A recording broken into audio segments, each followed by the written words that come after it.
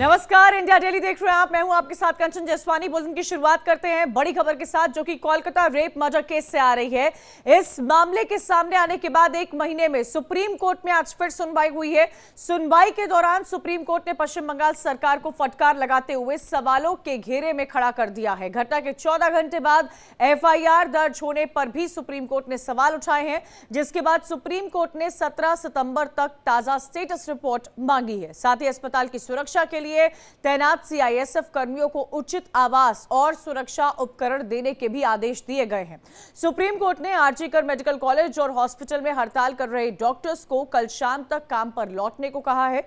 आपको बता दें कि इस मामले में अब अगली सुनवाई 17 सितंबर को होगी। एफआईआर में जो देरी हुई थी, जो लंबा वक्त लगा था, उसको लेकर सुप्रीम कोर्ट ने सवाल उठाए हैं। साथ ही साथ सुप्रीम कोर्ट ने डॉक्टर्स को आदेश दिया है कि कल शाम तक वो काम पर लौट जाएं।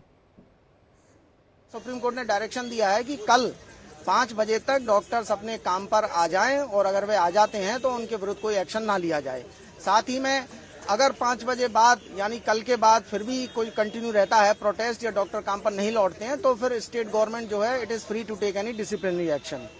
दूसरा इंपॉर्टेंट इशू पोस्टमार्टम को लेकर उठाया गया था एक पार्टी द्वारा कि पोस्टमार्टम रिपोर्ट का जो एक मेजर फॉर्म होता है that is not annexed with the status report. तो सुप्रीम कोर्ट ने डायरेक्शन दिए हैं कि कौन कांस्टेबल या कौन व्यक्ति डेड बॉडी को लेकर गया विक्टिम की को डॉक्टर्स को सौंपा, उसका भी एक क्या जो फैक्ट है वो पूरा सामने आना चाहिए। इसको लेकर एफिडेविट फाइल किया जाएगा।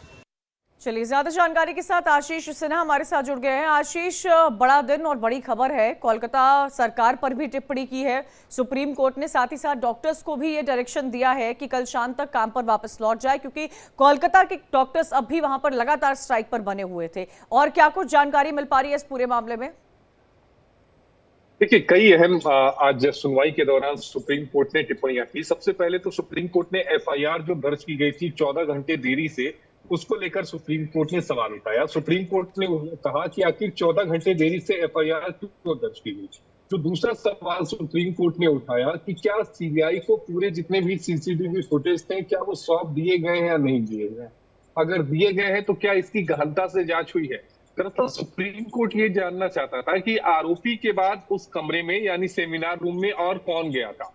तीसरी अहम बात जो सीबीआई ने सुप्रीम कोर्ट में कहा कि जो सैंपल है, जो शुरुआत में फॉरेंसिक जांच हुई थी, उससे हम संतुष्ट नहीं है। ये सैंपल हमने एम्स भेजे। सीबीआई ने सवाल सुप्रीम कोर्ट के सामने रखा कि आखिर जो सैंपल कलेक्ट किया गया था, वो सैंपल कलेक्ट किसने किया था। इसको लेकर सीबीआई ने एक सवाल खड़ा किया है।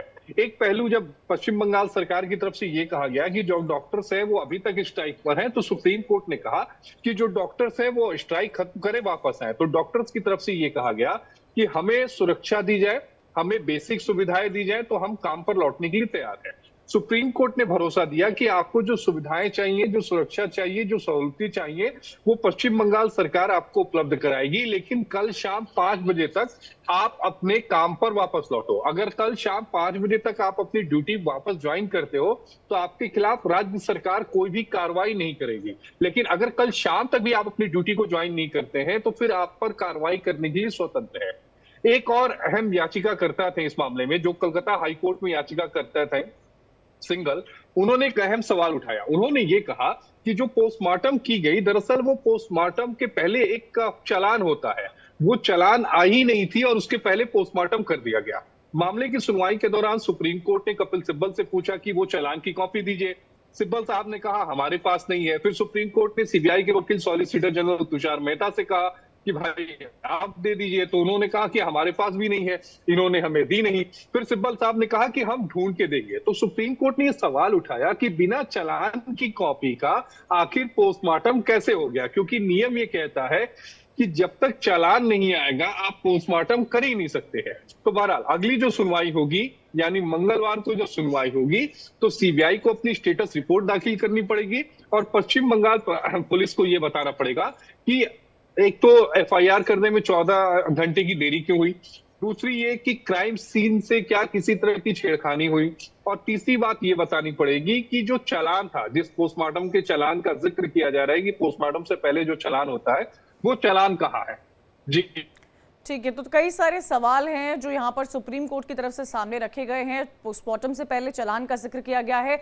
आशीष, क्योंकि देखिए इस पूरे मामले की अगली सुनवाई 17 तारीख को होगी, एक फ्रेश स्टेटस रिपोर्ट भी मांगी गई है। कई तरह की रिपोर्ट सामने रखी गई थी, चाहे वो सीबीआई हो या सरकार की तरफ से रखी गई हो। इस न्यू स्टेटस रिपोर्ट जिसका जिक्र सुप्रीम कोर्ट की तरफ से किया जा रहा है, उसमें क्या कुछ ऐसे चीजें ऐड होंगी जो पहले नहीं देखने को मिली हैं? नहीं, देखिए, सुप्रीम कोर्ट तो यही कह रहा है ना कि जांच लगातार जारी है। जब इस तरह के मामलों की सुनवाई चलती है और जब खुद देश की सबसे बड़ी अदालत मॉनिटरिंग करती है, तो जो जांच एजेंसी होती है वो हमेशा जो रिपोर्ट होती है, स्टेटस रिपोर्ट, जब भी सुनवाई होती है उससे पहले वो अदालत में दाखिल करती है। दरअसल वो अदालत को बार बार ये बताती है कि जो सुनवाई हमारी है वो किस तरह से आगे, मतलब जो जांच हमारी है किस तरह से आगे चल रही है। तो चूंकि अब इसमें कई सारे पहलू आ गए हैं, जैसा कि फॉरेंसिक लैब की जो जांच रिपोर्ट होगी वो एफआईआर दर्ज करने में देरी क्यों हुई, वो चालान कहाँ गया, ये सारी चीजों के बारे में सीबीआई को खड़े होते नजर आते हैं। शुक्रिया करना आशीष जानकारी देने के लिए। एफआईआर को लेकर भी सवाल सुप्रीम कोर्ट की तरफ से यहां पर उठाया गया है। पश्चिम बंगाल में हुई महिला डॉक्टर की हत्या को लेकर घमासान अब रुका नहीं है। पश्चिम बंगाल की सीएम ममता बनर्जी ने डॉक्टर से काम पर लौटने की अपील की है। वहीं दूसरी तरफ बीजेपी नेता गौरव भाटिया ने सीएम ममता बनर्जी को निर्ममता बताया है और इस्तीफे की लगातार मांग की जा रही है। भारत और पश्चिम बंगाल की जनता है वो रक्षक बन गई संविधान की, और भक्षक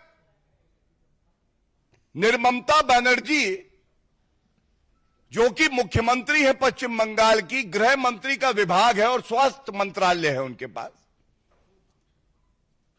वो भक्षक बनी हुई हैं। उनको शर्म नहीं आ रही है किस तरह से उन्होंने ये सही नहीं समझा कि वो पीड़िता के परिवार के साथ खड़ी हो, वो रेपिस्ट के साथ खड़ी हो सकती है।